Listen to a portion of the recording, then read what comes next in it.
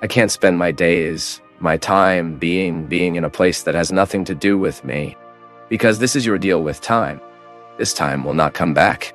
The time you are being unhappy in a certain place, a relationship, in a situation, this time does not come back. This time does not come back. Make the decision that is favorable to you, and consequently, you favor the people around you. Because happy people do not bother others. You can see the most difficult people, those people who are always boring, always upset with their lives. They have difficulty seeing the joy and happiness of others. They are heavy, difficult people. Why? They are not happy in hand over time. Wisdom in hand over time is critical for us to have the satisfaction of you realizing that you are in the right place, doing the right thing. Nothing can be superior to this joy, my people. God wakes us up for this all the time, so that we are the right people in the right places. And it's worth it to reflect on it. Every day before bed, today I was the one I could have been in. Today I did what I really did. I was honest with me. I sought the best part.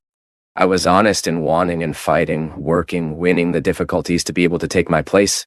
This is an indication of human fulfillment when we realize that we are overcoming difficulties that make sense. They are sufferings that make sense because they are contributing to our growth. It is not intelligent to continue living, provoking what is getting sick, because sooner or later, the medicines will lose the ability to do to me what my attitude should do. And of course, later, the medicine assisted by an attitude that changes life. He wonders us, because he is not working alone, and you are not judging the responsibility to heal about that medicine. Why do I say all this, my people? Because we are all very physically ill, psychic and emotionally ill. Physical diseases, emotional diseases, psychic diseases, spiritual diseases that are also linked to our read over time because our deal with time, somewhere there. We are neglecting, or because we don't have time to take care of us, or because we are imposing a job for which we have not been done, a life for which we have not been done, because this is too important. We know how to manage. I need to update my identity. I need to look at myself, my essence, realize everything that surrounds me. What are my choices? What I have done? And very honestly say to me if all that I have done has something to do with me. There is no ruler to know how much we are already a Christian, but there are some interesting indications for us to pay attention. One of them is the quality of our friendships. As we have good friends, we build good friends. The more we grow in God, the greater our sieve for relationships. It's not that we will despise people. It's not that we'll be arrogant, proud. No, on the contrary. The experience with Jesus, she will simplify us. And because we get simpler, we are also bluntly to say what we want or not. There are people who sometimes have that melindra of never being able to tell the truth. You know that this relationship of friendship, of proximity, it is no longer doing you well, because that person only looks for you to make gossip. They always induce you to be extracting from you the worst. I always like to give this example. A married man who wants to be faithful to his wife, his children, his family. He needs to know very well with him what the companions are, so say they have influence on him. Because if he wants to be faithful, of course, he will not be able to lower his guard so that people who are not at all interested in his faithfulness to the family be around and influencing. So sometimes we, in our relationships, do not always have the discernment of realizing who should be closer to us at this moment of our lives. Just as when we are sick, we need to regularly find doctors, friendship is the same thing. When we are fragile, we have a lot of need of having people of trust by our side. And trust is the result of time, right, my people? It's no use we want to trust overnight. That's why we need to be very careful with the new ones that arrive. It is not that we will close our doors for new friendships. It's not that. But you are aware if these who have just arrived are already worthy of you to trust your life. Father Fabio, fear is sometimes lack of faith. We need to distinguish well, right? Because there are fears that are positive, right? Fear is our reaction. It is a human reaction. And it's not just ours, right? The animals are also afraid, which is directly associated with protection. When I feel my life is being paid, I'm afraid. So I will protect myself. So if you are exposed to a risk situation, we need to be afraid. It is natural that we are afraid. It is good that we are afraid. What we can't do is make fear, and that it is too determinate, and that we stop living because of it. Everyone is afraid. We are afraid of being alone. We are afraid of being abandoned. We are afraid of being betrayed. We are afraid of losing our job. We are afraid that will not work. All of this is experience that goes through us. When we start managing this too, you start to create hope. The only way you have to minimize the power of fear is to feed this hope that makes us go ahead. So if I'm afraid and if I live in an insecure city, I create my protection scheme. But I don't stop living because of this fear. Faith, it says a lot more respect. There is a way of being. Because faith is an attitude, right? She is not a... How could I say that? Every time we talk about a person of faith, we are talking about attitudes that person has to demonstrate what is faith. Faith is when you do not have all the clear written data. Faith is precisely that. I don't have all the information, I'm not absolutely sure. But I trust. And when I taught in college, I treated faith a lot as intuition. What is intuition? When you look at a particular reality and you think so, it will work. Then someone asks you, but why do you think it will work? I don't know. I'm thinking it will work. This is an intuition. Faith. I believe it is an even more elaborate intuition. Do you know why? Because it is given to us by God. How does God give us faith? Every time we believe. Every time we put ourselves in life in attitude of faith, it increases within us. It's that beautiful optimism that you perceive in person. You know that the person has difficulties. You know that the person has 1,000 problems. They would have 1,000 reasons to give up. But they stand up. That's why Our Lady Mary is placed as the woman of faith. She had 1,000 reasons to be discouraged. Imagine you being on Calvary, seeing your child's crucifixion, remembering all the projects he had, everything he promised, the establishment of the kingdom, and none of that was happening. Quite the contrary. It was the full humiliation she was witnessing her son. But she believed. Maria was the woman who believed. And in many moments of her life, she has shown us the meaning of faith. She did. She acted. She wasn't a woman who was waiting for things to happen. Was she afraid? Of course she was afraid. But faith was greater than her fears. So in this respect, faith helps us deal with fears. It is the cultivation of operative hope. That is, I am not neglecting. Just like that thing. I trust the protection of God. So I walk the road at 180 per hour. No, this is not honest. This is not fair to the protection that I am asking God. How am I going to ask? Pray. Ask God to protect me if I do not do my part of the miracle. So then, all who are with me in the car will be really afraid. Then I, in an imbecile way, speak, I have faith in God. God protects me. No. No. This is an imbecility. To have faith is that you realize that you are settling within you a common sense attitude. The person has common sense. If you want to recognize a person of faith, just realize that. Does she have common sense to analyze things? Are you a balanced person? Is it a person who really gives advice?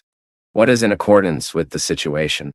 Because the experience of faith is all that, my people. It's attitude. It's existential. Faith is existential. That is, it goes through our existence all the time, all that is proper to our lives. And when we live this process of faith well, when I deposit my trust in God's hands, when I trust in God's hands my problems, my difficulties, and I do my part, I don't need to be afraid. Fear is when we have that conscience. I prayed and asked God, but I didn't study to take the test. So I go to the test with fear. It does not go with faith. Now, if I study, if I do my part and ask God to happen all the way, then I'm not afraid. Even if I don't pass. Yesterday I was saying this to a friend of mine. She was anxiously asking God for something. And I told her like that, be careful. What you may be asking God here is not His will, but how will I know what His will is? I don't know. Put in His hands, do your part, and if it doesn't work, welcome what didn't work out as His will for your life. This is a big problem, right? Sometimes we pray asking God what we want, but not always what we want is the best for us.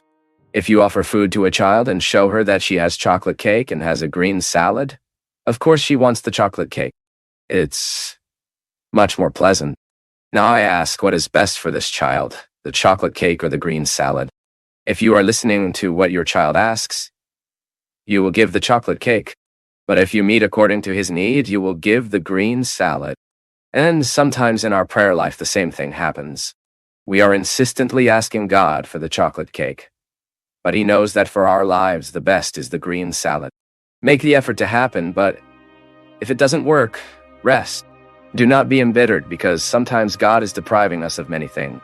Sometimes God is holding many things so that it does not happen there, and precisely because of it. It's not the best for us, but this tranquility we need to have.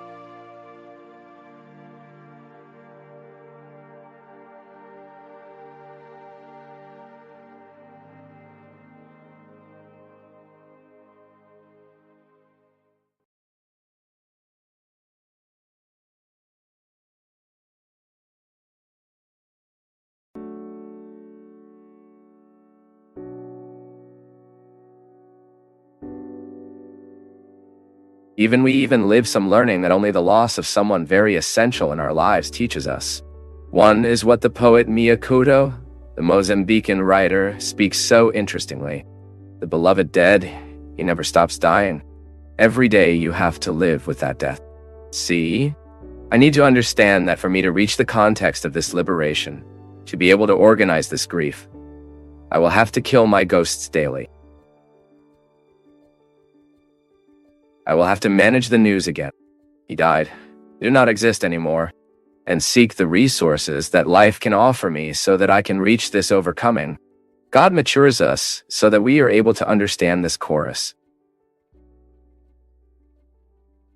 That the verse has reverse. That the law has a reverse. That the free price. That life has contrary. But even in these contrary, we can be very, very, very harmonious. And that the greatness of a soul depends precisely on the ability that soul has to reconcile the opposites within itself. So inner freedom helps me do this. Helps me say goodbye, helps me lose. How many things have I lost in my life? How many people have I lost in my life? There are people who are jealous of the car and get very angry, loses all their balance when he knows someone used his car. Or when he had a scratch there. He loses his peace. He does not sleep. We cling to situations. We cling to people. We cling to status. We cling to the image we have want or eyes. There are people who do not accept the aging process because they have an attachment to the image they had in their youth. Lack of inner freedom makes us increasingly attached. What is jealousy? It is a disorderly attachment to a person, to a situation, to an object. This happy forever, it exists since you understand this happy forever as a daily struggle so that the contentment of being with each other is born of the fight, the commitment to make this relationship work. We do not have the right to take fairy tales and bring them to our lives as if we had the obligation to play the same roles as those who are written in literature. No, the word of St. Paul in Galatians speaks to us brilliantly in a speechless way. It is to be truly free that Christ set us free. Therefore, remain firm and not let you submit again to the judgment of slavery. Look how the process doesn't end the moment we were free. I, when released, stepped towards my inner freedom. I need to ensure that situations will not oppress myself again, because all the structures that enslave us continue up. I remember when my sister died, my God in heaven, I thought I would never be able to rejoice with something. Such was the depth of that pain. I saw my mother bury my sister. I wondered. I think my mother will never be able to smile, to rejoice in some situation. But she, involved in the grace of God, was slowly reestablishing herself. And you who know Donna Anna knows how this woman doesn't save on joys. Right? Without objectives, a human being does not go far, but the goal is always a factor that is attached to an ideal. Then I want this to me. But what I recognize today does not give me the conditions to live this goal. So then you will put yourself, if you equalize the time of commitment, but that their goals, they do not disregard their current process. I can't have a goal that disregards what I am at. I need to tie my goals to my reality. And in reality, I can always interfere. But I think it's time. Time is wonderful. And he is the Father of truth in everything. Shows everything. Nothing is disguised. It's hard. Time shows our excesses. He denied our lies. He is damned. You who accompany us at home may be identifying a little about this conversation because you too, in the instances of your life, also often feel prisoner of your petty feelings. What is most primitive in you? This opportunity we have here to remember that Christianity is the daily invitation of us to access these primitive dimensions. And that is why, my people, that I like to stress whenever the context of religion has to be the context of human maturity. We cannot bend our knees on the ground to pray to God by forgetting our causes. We do not have the right to live a mystique that alienates us, prevents us, or deprives us of thinking about human issues. The strength of the gospel, the liberation it provokes in us, is precisely so that we are able to overcome our ills, to meet those who need us, to establish communion with them, even if they remain different from us. Each assumes the rule they chose to live. And I realize, Ziza, that sometimes we are still so far from the Christian proposal of this fraternity, precisely because we are not free. You said everything. Sometimes we experience such petty feelings in the face of the success of the other, in the face of the beauty that the other provokes, in the face of the art that the other. What a strange thing that, isn't it? It's immaturity, in fact. Actually, I think this lack. It's no use. For us to rejoice with each other, we need to be free and happy with what we are living. Otherwise, you are envying the neighbor's garden, right? Inevitable. Inevitable. And rejoicing at each other. It's good. Just because it's light, it only happens if it's true. We face it, right? Yeah, see in the face. But if from time to time someone does not remove us from this common sense and presents us with a new way of interpreting reality, we risk being chained in common sense pettiness. Think differently. Think loudly. Wasn't it the proposal of Jesus? Didn't he change the head of whom he found? For the best. He made those people come out of an ancient context of interpretation of themselves, the other, the friend of politics, of religion, and made that person go down here. The heart only changes after the head thought differently. And it's so important, my people. You feel that you are not stagnant too. We live in a time of so many slaves, the slavery of prejudice.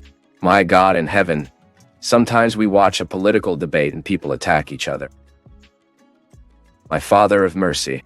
And you keep thinking, you see the disrespect of one human being for another. You see all the time. You watch a news and you realize cruelty being increasingly present between us. Why? Because a mentality that frees us is missing. There is a missing mindset that gives us a position to look at each other with a little more love. To look at each other who lives the different sexuality of us, who made different options from us. and we can have a respect for that person. Not to treat him with discredit, as if height was a human being of second greatness. Today is that moment when Jesus says that if you want to come, you will have to give up your context to find out his context. You bring you, and from the moment you introduce yourself to him, oh, you will do a great work in your life. Sometimes we rescue tribal instinct so we can justify us from the fears we feel, the insecurities we carry. It is a shame to admit I'm jealous, I'm insecure sometimes, I'm afraid sometimes. We are ashamed to tell us even who we are. Really. I believe and experience that God's mercy is a wonderful space to live. It's big, you know. It is a place where you enter and you can breathe in peace and say, Jesus, look that I am being here. Let's talk to us both. I want to be like this, right? Being free is a project that never ends, right? We are never fully freed. Christian anthropology. Why? It is a gift. It is a gift that asks me for a task. I don't get kiss from hand, as it is commonly said when things are very easy. God gave us freedom as a gift. I bring inside me. You bring you. We all receive. Now being free is something else. It is like having a plant that needs to grow through the care that people have with her.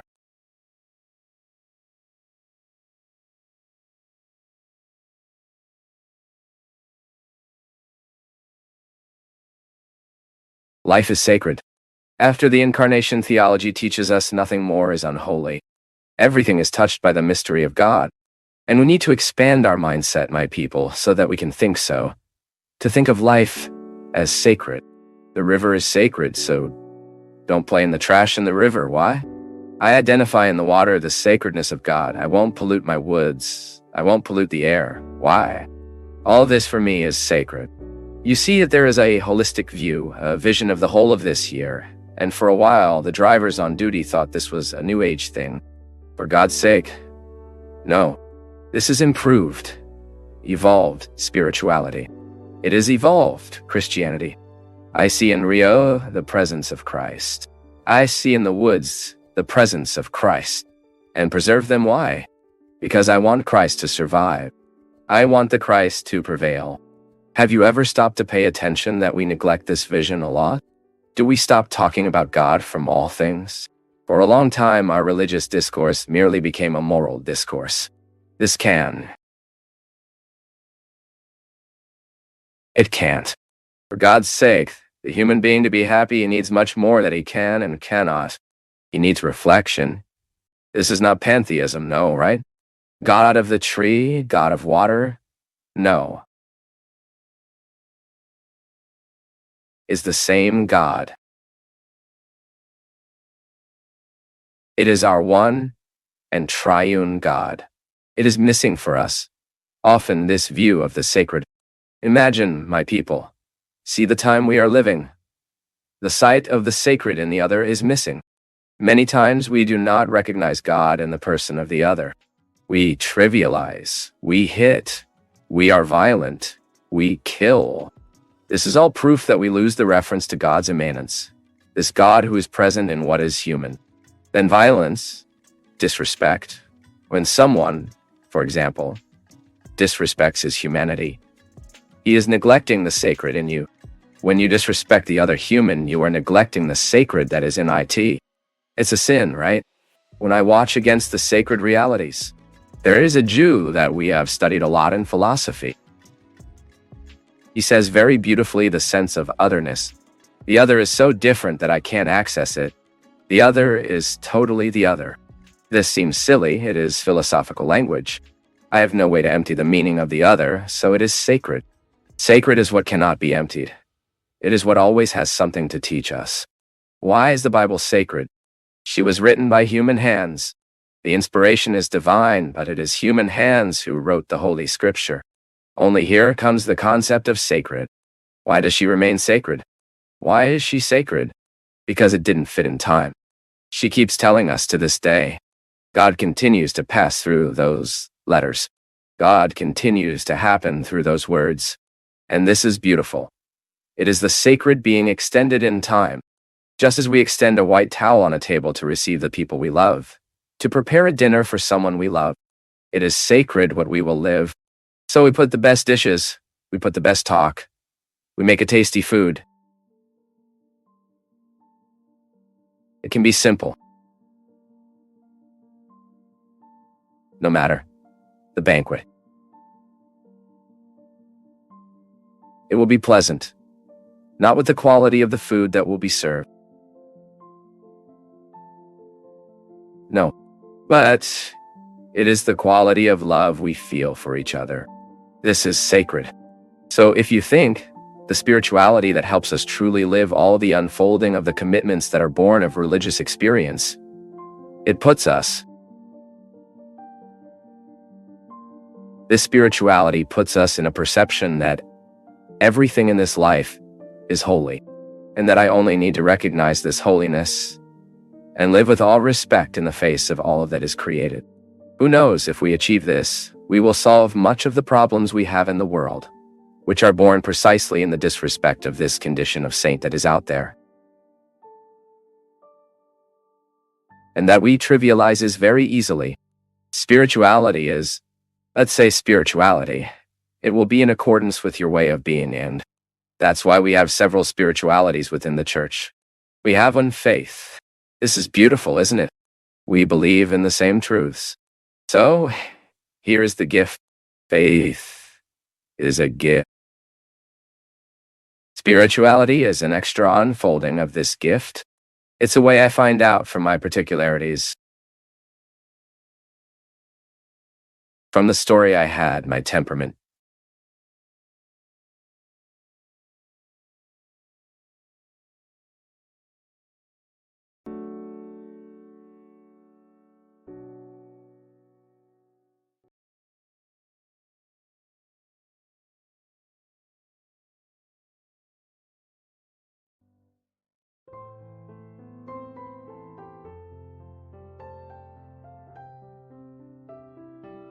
Sometimes the search for salvation, the search for healthy life, will demand from us very difficult ways, reformulations, reinterpretation of the other's role in our history. And when we don't do that, we are getting tired. And we don't know why. How many times have you identified this? I couldn't identify what hurt, but you knew it hurt a lot. And that pain was causing you an inner enmity, which is not with each other. No, you were feeling your enemy. You were feeling like creating with yourself a bad relationship. Sometimes people, depending on the degree that is within us, how much we want to take our life. I hope they are not many. At some point in your life, have you thought about giving up? Have you ever thought that death would be the best solution? I already. Why do we think that? Because we exhaust our reservations. We exhaust our serotonin. We exhaust all the chemicals of well-being, our lifestyles, our tiring routines, our worn-out relationships. We do not realize that our oil is running out, and we do not have the wisdom to stop and supply before the darkness comes. It may be that I'm talking to you that is running out at this time, as I so often existed.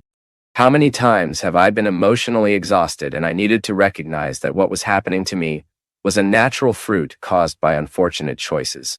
Don't expect unfortunate choices to make you happy. Don't expect unfortunate choices to make you happy. Unhappy choices do not generate anything else in us, if not disappointment, discomfort, that bad feeling that you are not living the right way. How many times your exhaustion has been caused because you have taken over your family? You have taken over your family's problems. And you have not learned this evangelical beautifulness that is differentiating yourself. Not to feel better than anyone. It is to distribute responsibilities in a fair and right way. I love my family. I love my brothers. But I'm not responsible for their problems. I can help, but I can't carry forever. Sometimes that person is very fragile and we go with all the resources, but they need to react. Because sometimes our help causes accommodation. How many times, my people, inside our homes, we are exhausted? Because we can't stand carrying people on the back anymore. We want them to stop drinking. We want them to stop using the drug. We want them to leave that socialized prostitution that so destroys their lives, but they do not want. They do not make the same choice. And we are taking on those failures like ours, and we will stay, and we are sharing our eye, and in a moment we no longer have to continue to strain.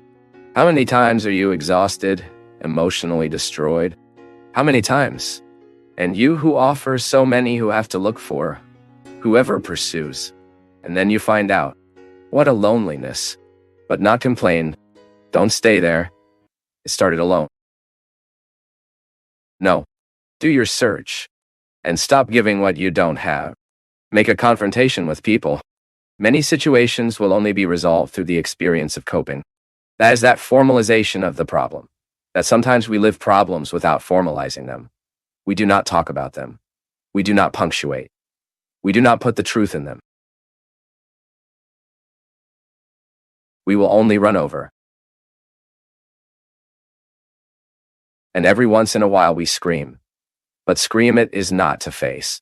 Momentary screams, hysterism, crises of aggressiveness are not confrontations. Fighting is when you wear your beautiful clothes. Invite the one who is the problem of bringing you to dinner. It can be at your own home. You go there to scream. Go to the eyes. Whatever you want. Let's distribute here which is mine. What is yours? I am not obliged to take your dissatisfaction upon me. I am not required to endure your wrath. If you are an unfortunate person, solve yourself. I won't be the place, the receptacle of your unhappiness, because I'm here trying to be happy. And your unhappiness being thrown over me all the time is an obstacle to my happiness. I have one life only. I want to live well every day.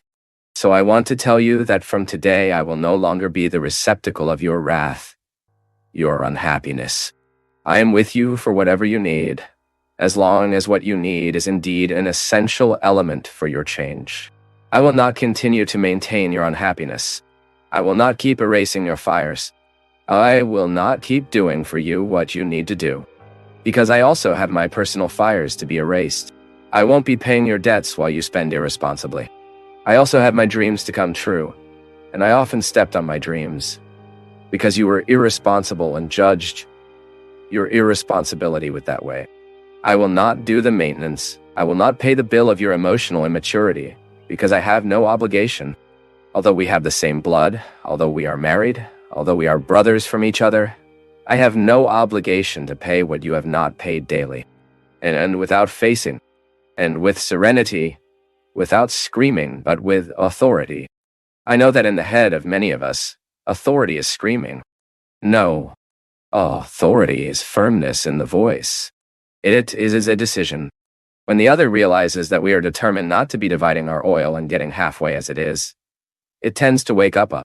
Often the sick mechanisms are kept by US. The other only dances, but who is touching the flute is US. I know it's cruel.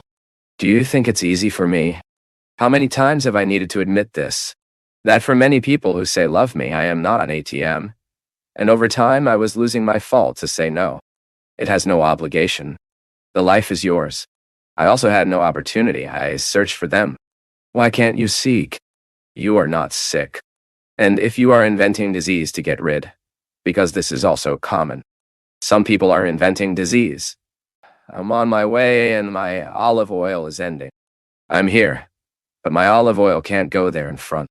Please, for God's sake, I'm not very sick. Help me. No, Ari. We should not, under any circumstances, maintain the laziness of others. We cannot, under any circumstances, assume this uncomfortable role of paying the invoice of immaturity to those who do not want to grow. There's the same blood you have, but sometimes there is no love at all. There is no wine. They only see you as a place for the satisfaction of desires, needs. Sometimes you have become an object for a long time, and this is not dignity. This is not Christ. It is not what God asks of us. It is definitely not what God asks for us. I know that sometimes we have been created like this, to offer what we don't have. God doesn't ask for us. Let's be sympathetic. Let's be loving. Let's be loving. But we never get lost sight of that before we offer others. We will offer more, and that it is not fair, under any circumstances, to give what does not have more. Seek your reservations. Intensify your spiritual life for you to continue having the joy of being who you are. And when the other really needs your help, you are able to help without feeling that to help you need to suffer. Thank you.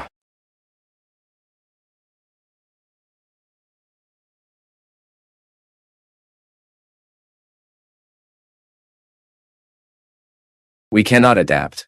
We cannot take a step back in education that we have already received one day to know how to respect a space, even a sacred territory. Sometimes I see the way we enter the churches.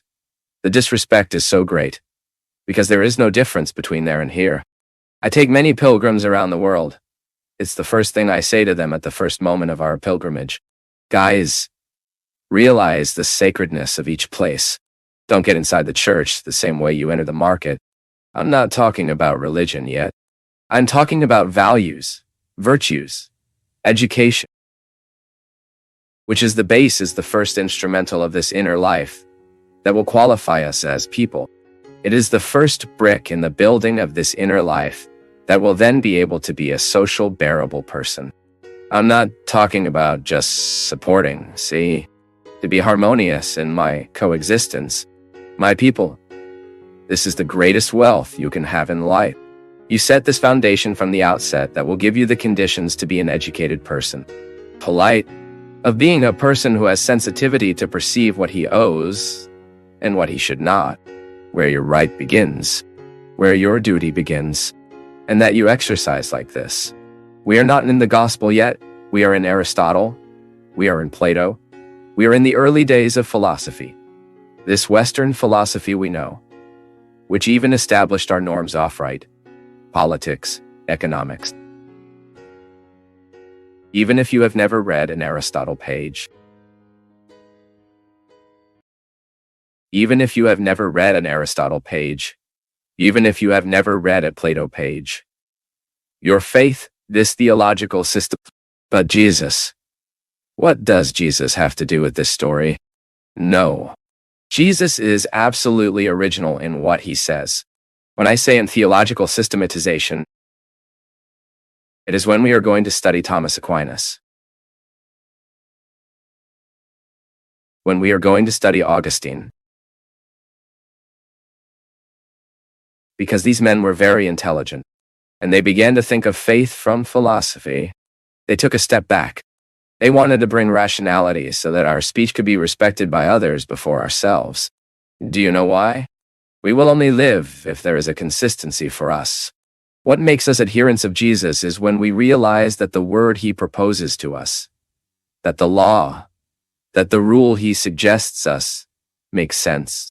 Before that, there is no segment before the knowledge of the truth. You may even have a participation. You may be a number in statistics, but you are not Christian yet. You may be Catholic, but you are not yet a Christian. You may be an evangelical, but you are not yet a Christian. There's a living room where we risk spending a lifetime, thinking we are already in the main place. God's word in our life only makes sense when we perceive coherence, that is aligning with meaning all that I understand and know for myself. Because it is in me that the mystery is realized. It is in me that God is possible. But priest. So why do I go out and go to church? For you to see you to you. This is fantastic.